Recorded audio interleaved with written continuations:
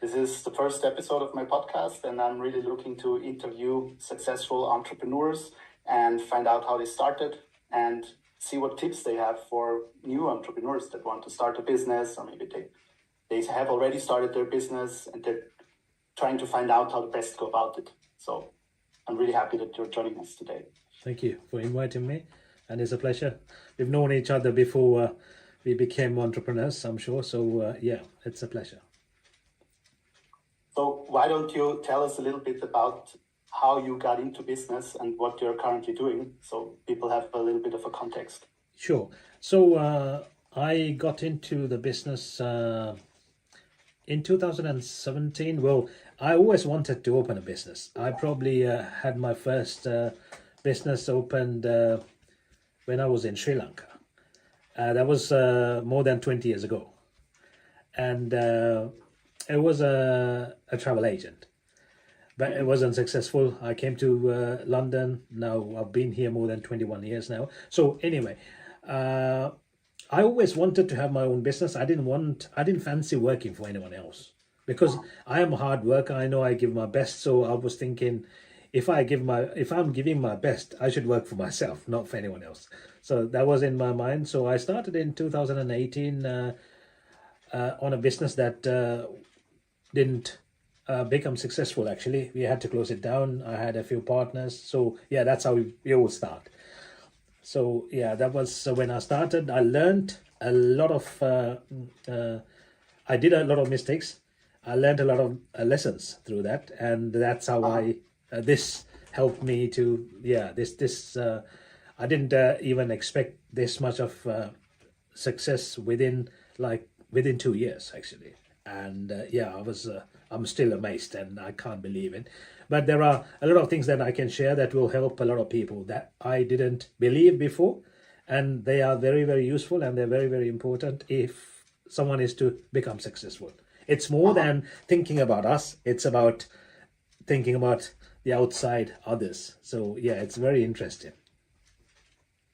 So you mean there's a shift in what you focus on as an entrepreneur? Thinking less about yourself and more about absolutely yes. You mean the customers or yes, it's about who you are serving basically. So what happens is when we first start, we start for a selfish reason. Sometimes, most of the time, maybe I want to become rich, I want to become wealthy, whatever, right? And you're looking for wealth, you're looking for money, and you're going behind something that it's not going to come to you unless you serve other people genuinely. And that's when money starts coming in, flowing in, really. So yeah, initially, when you go for a sales call, you're like, how do I trap this person to get my business to sell? That's the mindset. I have to admit, I'm not, that's how we were thinking. I was thinking. I don't know about others, but most of the time we were thinking, how do I get this man or woman to buy my product or service? Yeah.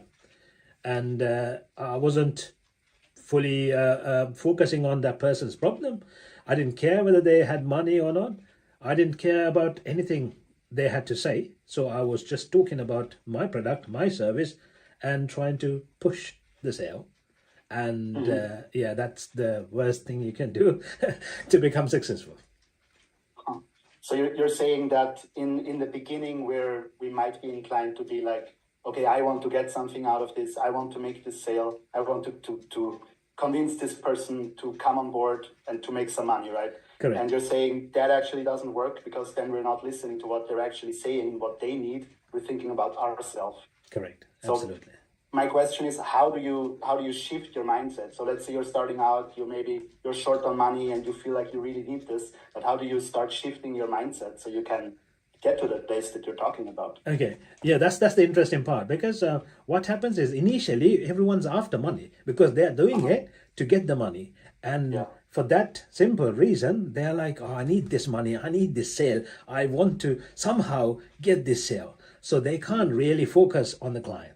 So what happens, how the shift happens, I'm not 100% sure, to be honest, but it's when you start serving a couple of people, you realize, because initially you are on like a short-term plan. You're not looking at the long-term plan. You're not looking at the overall picture. You're trying to get some money quickly, right? But as you go along, you start thinking, okay, how do I retain clients? How do I, because one thing, the beauty with this any business is that if you can impress a client, not make a client happy, if you can make them, give them a wow, this is what I want. This is because everyone loves themselves, right? More than anything else, anyone else, right? So when you respect your clients so much, when you give so much value to your clients, they are like, wow, this person is giving so much value, and they feel guilty not to refer you to someone. So that is the key. And if you can get one client to refer two people to you, you are spreading like a virus.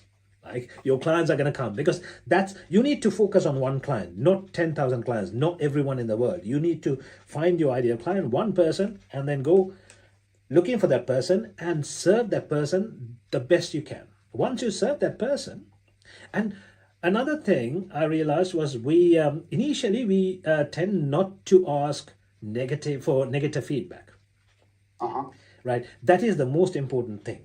When you're serving someone, painful sometimes. Painful, that, yes, right? yes. Yeah. You don't want to take it. You can't take it, right? You're like, no. I want all the positive feedback. And if someone says something negative, you get offended. No, that's treasure. If someone is giving a negative feedback, if you can change it and develop yourself, improve yourself, make it a better service, that means you are getting rid of one negativity and then you're improving. So you need to keep asking. Every single call I have with a client, or my team has a call with a client, they have to ask, what do you have anything negative? That's a very vital question. And then we look at it and then we see how we can improve it. It's not like we are, on top level and there aren't any negative feedback. We always have negative. You have to ask them in a way that it's not like, are you okay with what you're providing, right? That's not going to give you the answer, right? What can we do to improve, or what can we do to make the services better, right? Then they will give you the answer, and you just need to focus on that and make sure you provide that's a treasure. Yes. Absolutely. Okay. Yeah, that's something that I missed in the first few months of my business. Mm-hmm.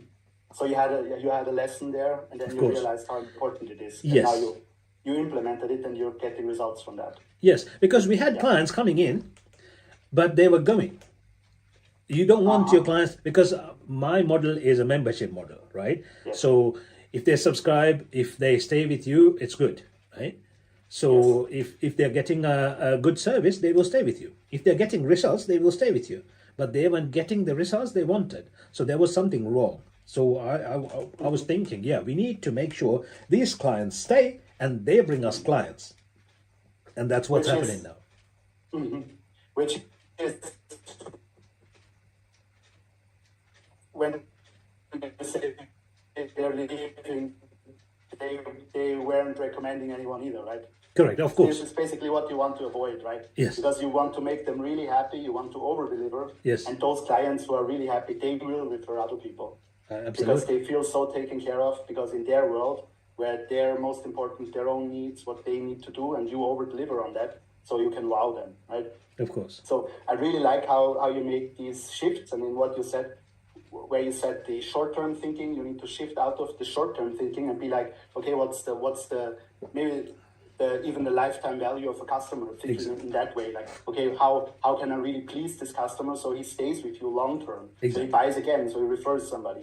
And you said another shift that you said is not focusing on the getting on yourself, but focusing on the giving and what the client actually needs. Yes. And so it's more of an outflow than what you can get from it. And I really liked what you said about the feedback as well, that we want to avoid the negative feedback. And you said it's a treasure. So to actually look at it and to actually ask for it, like proactively go out and say, hey, is there anything we can improve? Is there anything you didn't like so much, right? So you can start working on that. Absolutely, yes. So I have some questions that I've written down, but I would like to ask one short piece before that, because I know people they are in the very beginning phases of starting a business, right? So we're talking now, and you're already having this business. You don't have a problem selling. I know you know how to sell. You're not afraid of that. Yeah. So a lot of people, they are scared to sell. They have hesitations. They feel uneasy when they're reaching out, and maybe they're blocked in that area. So do you have anything to share on that? Okay, first, with any business, you have to verify that it's a valid business that people like to pay for. People, sometimes they go with a hobby, right? And not necessarily people will pay for it.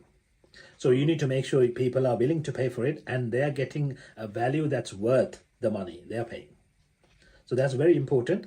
And you have to at least try to target to give 3-4 times more the value than what they're paying for. Then they are it's easy to sell, because selling is the hardest part for many people, right? For me, selling is the easiest part. I'll get to that, and I'll give you some tips as well. But so for them to be able to sell, they have to give a lot of value on the sales call, and they have to prove that this is a very valuable product in order for them to invest. So even if it's $100, maybe 500, maybe 1,000, but you have to make sure, okay, this is what the value is, and it becomes a little bit easier then. And the next thing is, the person who's selling should be able to believe in what they're selling as well. That's something that people startup lack. They think, wow, this is a little bit too much. The moment you have that in your mind, you can't sell. So that's why I'm saying you have to provide 4 times more value than in your head. It's not too much. You know it's not too much. So because that's what you're transferring to the client, and that's what they're buying. So they can see it's a transfer of energy. It's a transfer of your belief. So if you believe it's too much, then they're going to transfer to the client, and they will be like, yeah, I have to think about it. I have to ask my husband, give me a week, and then that means that's not going to happen. Because you're doubting, and it transfers to them. Absolutely, yes. So that's why you have to make sure you create something that's very valuable. You know it's valuable, and it's very easy. It's like, you know a restaurant that's really, really good, and it's easy for you to sell that restaurant, right? You're saying, oh, you have to go and you have to eat there. That's the best place I've been. And you'll be like, yeah, where is it? What food, blah, blah, blah. And then it's easy, right? It's the same thing you're doing. This is because if you believe it, you will somehow give it to the client, because what you're doing is you're trying to help the client. It's like trying to treat someone who's got a disease, right? So why not you treat that person? That person has a pain. The person is coming to you because there is a pain, some kind of pain. Maybe they are the pain is not having enough clients. Maybe the pain is they're going through some tough time in their life. So that is the pain. So if you can give a solution to that pain, you should be able to help, and you should obviously help. If you're not helping, you're doing a disservice. So you should somehow try to help. You're like, yes. And the only way they will get rid of the pain is if they pay. Because if they don't pay, they don't pay attention, right? So they have to pay. That's another thing that I learned, because now we used to do a lot of free trials. We don't do the free trials anymore. Because when you give something free, they don't value it, and then they don't put the same effort, and they don't get the same results.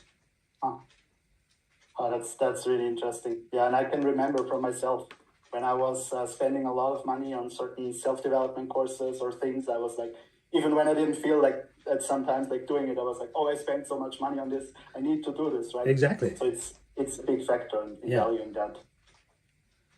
So the more money you put, the more attention you put, and then you will get results. So that's another thing that we learned. It's a lot of things we learned in a very short period. But I'm like 10 times a different person than 2 years ago.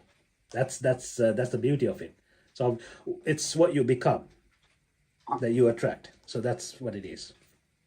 So would you say that you're grateful for the growth you've experienced personally through the medium of business, of running a business. Absolutely, yes, of course. Because even now I know how to become successful regardless of my situation.